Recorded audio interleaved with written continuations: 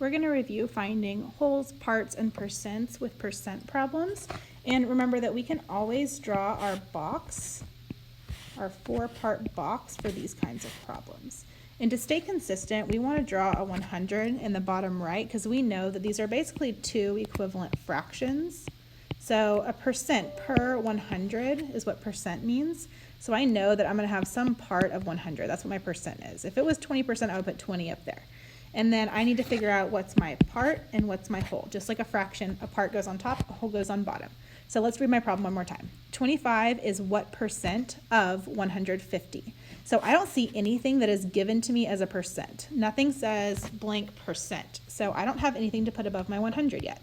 So I need to figure out if 25 and 150, which one is my part and which one is my whole. So this magic word is, and this magic word of can help us. This is can indicate that it is a part, and this can indicate that it is a whole, but we want to make sure that makes sense. 25 is what percent of 150? That means 25 is part of 150. So that means 25 is my part, 150 is my whole. All right, so I'm going to cross multiply and divide by my lonely guy.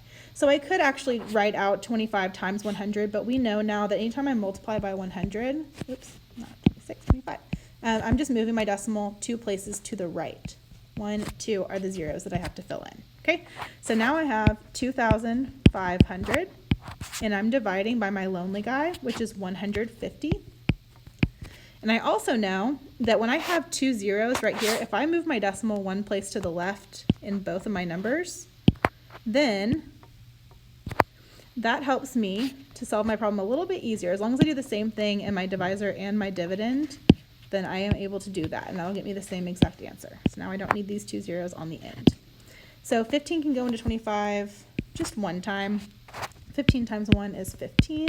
Subtract, I get 10. Bring down my 0. 15 can go into 100. Let's try 15 times 6. So 6 times 5 is 30. 6 times 1 is 6.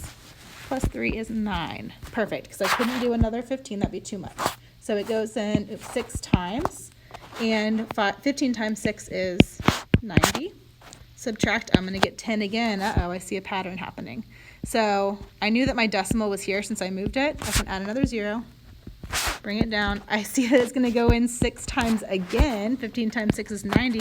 I'm going to keep getting that same thing over and over again, so I can go ahead and draw my line above my 6. And remember that 0.6 repeating is the same as 2/3. So I could either write my answer as 16.6 repeating percent or 16 and 2/3%. That is my answer.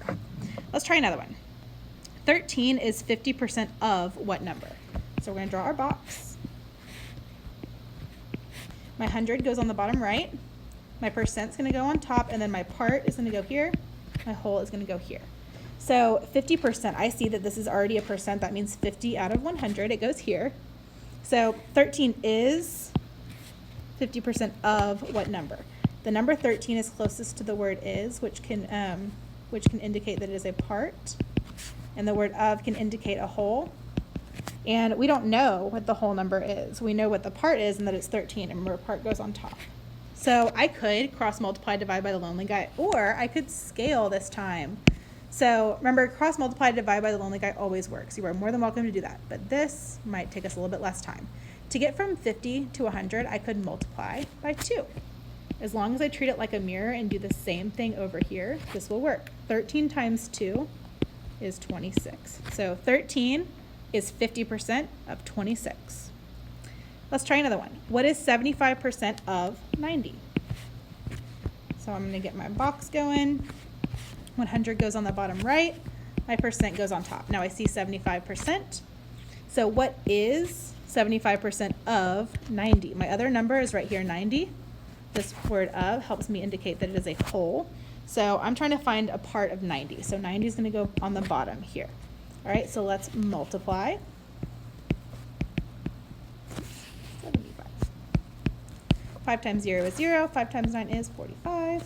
Done with my 5. Drop a 0. 7 times 0 is 0. 7 times 9 is 63. 0, 5, 6. All right, and then now I'm dividing by the lonely guy, which is 100. And as we talked about, doing that is the same as moving my decimal 2 places to the left. All right, so now I have 67 and 5/10 is 75% of 90.